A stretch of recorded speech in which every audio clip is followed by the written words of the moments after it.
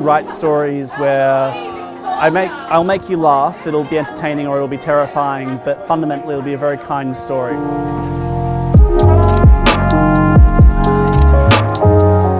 I'm John Lombard. I'm a playwright, I'm an actor, I do a little bit of producing, I do a bit of theatre reviewing, and I'm the host of a pun competition called Capital Punishment. I started writing when I was a teenager, but I was definitely a bit of a perfectionist. So I'd often only write like 1 or 2 sentences of a story and just be too paralysed because it wasn't perfect. So I felt like I eventually learnt how to fail faster, how to basically just give it a go, get it down and fix it later. It took me years to learn that. So I think when I started writing plays, I finally found a bit of momentum. My influences are pretty eclectic, as I was definitely like the library kid at school who liked to hang out in the library and just consume everything, but I'm a very big comic book reader. So I draw a lot on pop culture, I draw a lot on my comic books. They've taught me a lot about how to sort of tell a story with economy, how to have something vivid and interesting and to have a lot of colour and drama, and to sort of bring a bit of freshness and excitement to it. So I definitely write to entertain. I feel like as a writer, my goal is to make people laugh from the kind place in their heart. So I don't really write stories with villains. I enjoy writing short plays, the things that can be done in a weekend. But the last couple of years I've also done a lot of microfiction. So those are just like 1 or 2 sentence short stories. So I feel like my entire writing trajectory has been writing very little out of fear of failure towards writing very little, but also by design. I'm a very structured writer. I'm a very plot-first writer. So I have a very specific process I use. I start with story. So usually like a story will come to me, sometimes fully formed, and that's great. Sometimes I know how it's going to end or how it's going to start. So I work out what my plot's going to be first. I sort of build the skeleton, then I build the flesh around that. So I plot, and then I write what I know. So I sit down and I just brainstorm everything I think will fit in this story.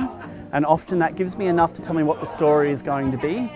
And then I sit down and I take all those notes and I write the story start to end. So I try and do it in one go. So I love having a free weekend where I can do this process from plot to writing what I know to fleshing it out. So that's the process I follow. It works really well with the short fiction I write.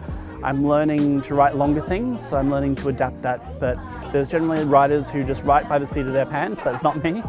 I am definitely a puppet master. I've plotted it all out in advance. I know what's going to happen. The microfictions I started when I was doing too much work and study and had no time to write plays. So I started writing 1 or 2 word stories for social media. A lot of the things I write, there's a very long lead time. So the microfiction is really cool because I can just throw it out there and get a response immediately. So if I just have an idea during the day, I can write it, I can throw it out there, it's done. And recently I've started collecting them in zines and giving them to people, which has been a lot of fun. So I came up with Capital Punishment to impress a woman. It didn't work.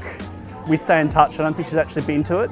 I felt like it was just like, we thought it would be like a funny one-off.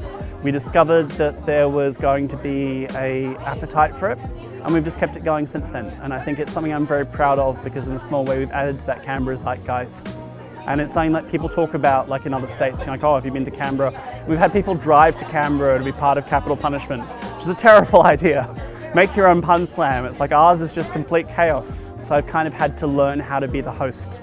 And I find it exhausting because as the host, your job is to keep the energy of the show going.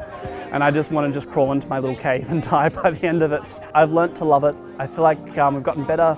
I couldn't do it without Georgia, who's been my co-host. The thing that keeps it going is that I don't have to talk all through it.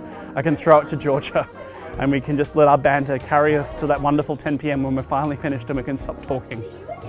I'm not filling anyone with confidence. They want to hire me as a host. It's like John kind of hates it and doesn't want to do it. Another project I've been involved in is Canberra Coronavision. I love radio plays. A few years ago I sold one called The Bell Coffin to a program on Radio National called Radio Tonic. With coronavirus and everyone being in lockdown, it was the right time to do something by social distance. So I gathered a group of actors and playwrights and we began making radio plays entirely by social distance, edited together by some wonderful people that were able to sort of wrangle the chaos into a great product. And one of them, my recent one, The Boyfriend that came with the frame, will be an art sound soon, which is really cool. It's just like I wanted us to keep doing things even though there was a pandemic and the theatres were closed. I wanted us to keep making stuff.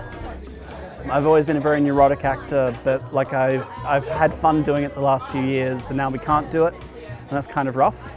the writing's always going to be the first thing, love it or hate it, just because you can't do everything. I mean, I love to draw as well, but unfortunately you can't do every single thing in your life at a professional level. Sometimes it just has to be a hobby. Canberra's interesting. I feel like as a theatre reviewer, I often feel like I'm on the outside looking in, which can be good and bad. I think the value of Smiths and other alternative venues is incredible because, and it sounds very mercenary, but they charge no overhead. So it's impossible to lose money. So you compare that to how much it costs to rent a theatre, even a small one. That's the prohibitive thing for writers who want to produce their own work, is the enormous cost of doing live performance. So even in Canberra, often it's a volunteer basis, people aren't being paid. The fact that you've got a venue that is decent, that has a good stage, that has a good atmosphere, and you can put on a show. The arts are incredibly important to me and everyone. Just think about we're in this sort of social distance environment and we're all consuming so much media at home. A lot of it's written by committee, by giant corporations.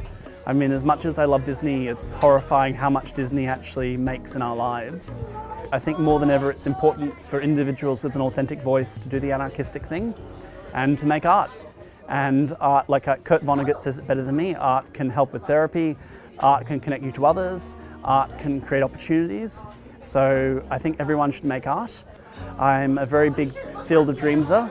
If you build it, they will come, and you can't build it unless you've got a venue if you're working in live theatre. So places like Smiths are invaluable for that. The Canberra arts community is really diversified. The things that have really exploded are the burlesque and drag scene. It's split off in so many different directions. And some of those little communities are just off the radar, but they're having a bit of a renaissance, particularly burlesque, which is just, become incredible in Canberra in the last few years. So I think it's just like, it's important for people to participate in art, it's important to make something, and it's important to sort of get all the skills and experience and connection. So for me, the most important thing I got out of art is the wonderful people I've collaborated with. The last couple of plays I've done with actors I really admire. I think it's like, for me, it all comes down to that sort of sense of connection, and you can treasure those memories.